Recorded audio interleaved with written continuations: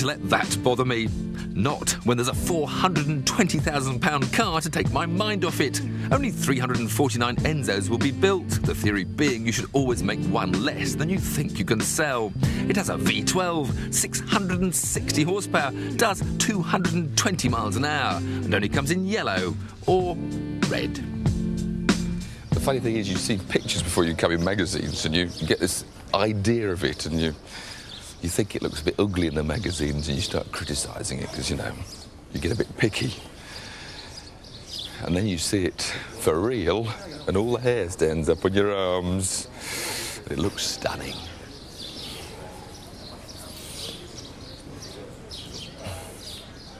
The naked eye can see so much more detail than photographs show, because I just noticed that this wing, you don't see that in the photos at all. It's a proper aerofoil. It is the detailed touches, little rear lights. I'm not sure I like little silver bits they put on it, spoiling all their advertising stickers. Where's Dario? Is he here yet? Oh, there he is at the door. Robin quit as a shot. Dario over there. There's Dario. Like at the doorway. The doorway. Hope he hasn't spotted me yet. He always wears the shades. You can't see his eyes behind the shades. The other big feature of the car is this first ever production car use of carbon brakes. And you can see the mottled effect, very different from steel. And the whole point about these is, in the past, racing-wise, they only work when they're really incredibly hot. And when they're not hot, they don't work and it pulls the car. Now, they say, even on a stone-cold day, they work straight away.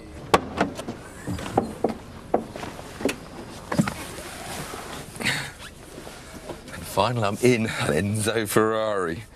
Apparently, when you buy your own, the pedals can have about 16 different adjustments to suit you. All the basic seats got 16 different sizes. Still slides backwards and forwards manually, mind you.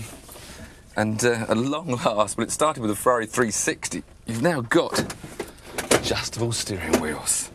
Because the days prior to the 360, they were horrible driving positions. Now they're brilliant, fantastic. Real Formula 1 steering wheel. There's those lights that apparently come on with the revs. You've got all sorts of mode settings here. Traction control settings there. Of course, now as you'd expect with the Ferrari, paddle gear change, up on the right, down on the left.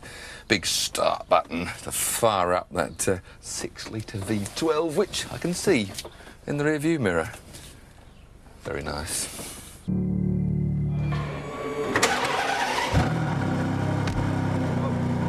Tell him we're filming, so can you get out of the way?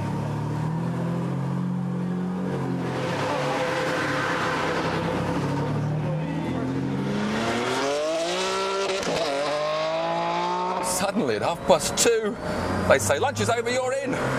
Another change of plan. But I am finally out on the track in an Enzo Ferrari. But the first impression, you get that lovely V12 engine behind you, the blip of the down change that comes automatically, and a huge surge braking over the bridge. It's very light, the steering, and the nose turns in surprisingly easily. And then down to this tight first gear hairpin. Pull one gear, pull the second, turn, the front response, steering very light, floor the throttle, and traction control was killing me. Sorry, but I can't drive a Ferrari with that on. I think I've hit the right button. They didn't tell us how to get rid of it. Now the Ferrari's alive. The lights on the wheels scream up through the revs. Oh, don't look at that chicane, Tiff. It's not there, is it? Oh, it is. That blip, you feel the rear end squirm a bit if you change down too early. You want to be later on that. But then, oh!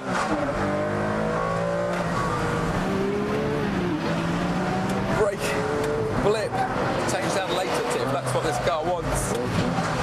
Now I haven't got traction. Hit the horn again as I cross my hands. But now the car leaps out of that corner.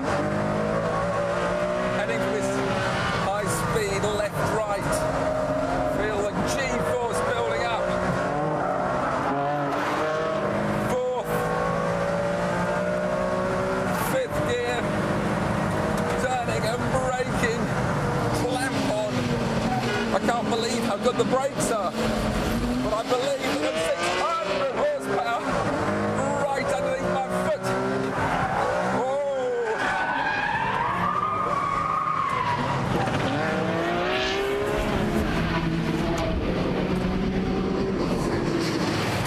it's been 5 minutes and it's gone. And it's hard to know how to sum up this Enzo Ferrari after a short experience as that, but it's perhaps not as elegant nor as practical as a McLaren F1. It's not as exotic as the Pagani Zonda. But what it does do fantastically well is what Ferrari are fantastic at. It goes around racing circuits very, very quickly indeed. Just one loose end then. My lap time of 1 minute 34 may have been 4 seconds slower than the great Dario, but not bad considering I'd only had 5 minutes and he's here every day.